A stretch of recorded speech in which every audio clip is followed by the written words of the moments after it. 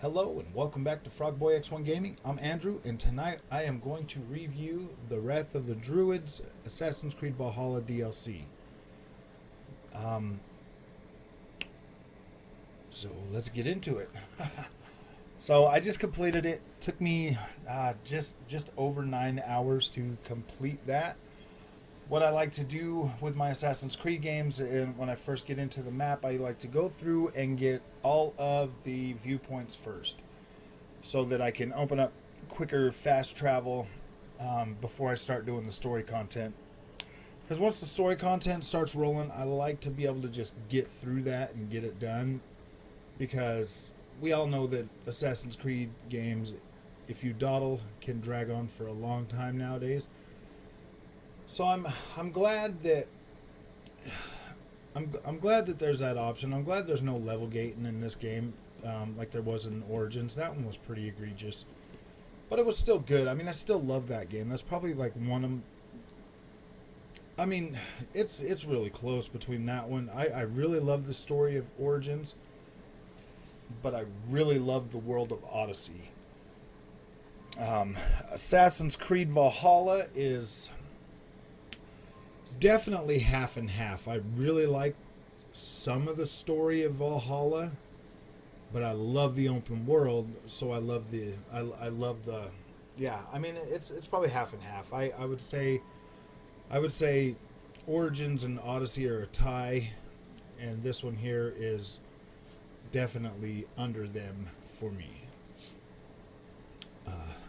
So with the Wrath of the Druids being a 9 hour, well, 10 hours, I'm pretty sure, because in my time I've learned how to try to get through these stories pretty quick. So if you were to play this story and only go to the areas once you're supposed to go to the areas, it's going to take you it's going to take you about the same amount of time, I guess, because you're still going to have to do all that traveling.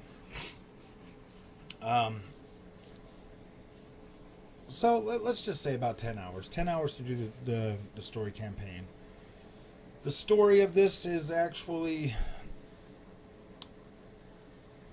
so I don't spoil anything, I'm just going to say that this story is separate from the overarching...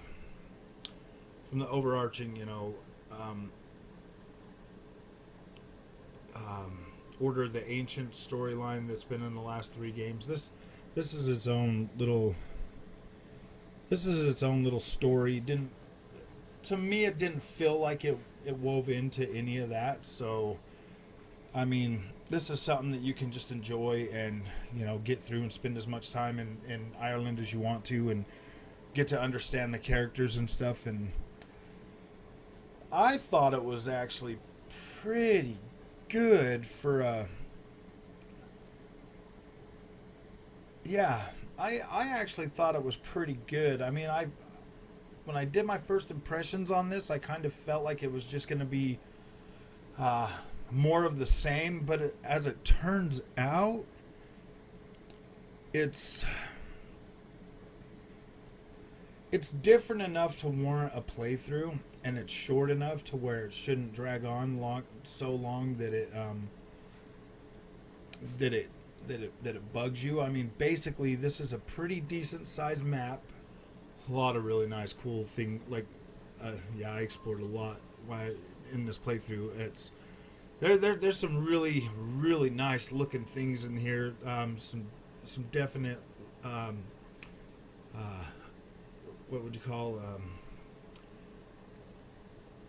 definitely some really interesting scenery in this DLC. I do highly recommend picking this up if you haven't gotten it yet, but you do have the base game. Actually, I think right now Assassin's Creed Valhalla is still on sale. So you can get like the gold edition for for the full price of the game itself, which is pretty good, because then you'll get the next DLC that comes with that as well. There's definitely a higher production value in this game than there was in the last 2. It definitely looks a lot better, feels a lot better. I'd say the DLC length is about average for a for the first DLC of the Assassin's Creed games. They're usually the shorter ones, with the third one being, you know, the more meaty, or the second one being the more meaty of the two. So this was definitely a good part to this game, and it fit really well. And the map size is basically all of Ireland, except for the southern part and a little bit of the west coast of it. But I mean, it's pretty much, you get a pretty decent sized map in this. It's not too bad. It's actually bigger than I thought, with some islands off, and, you know, off to the side, off the shore and stuff, with some fun stuff to do in there.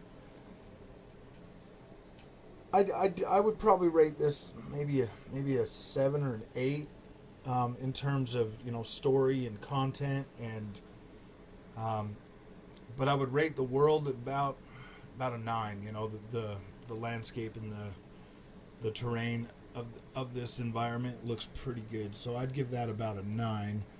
Story I'm going to give an 8, and then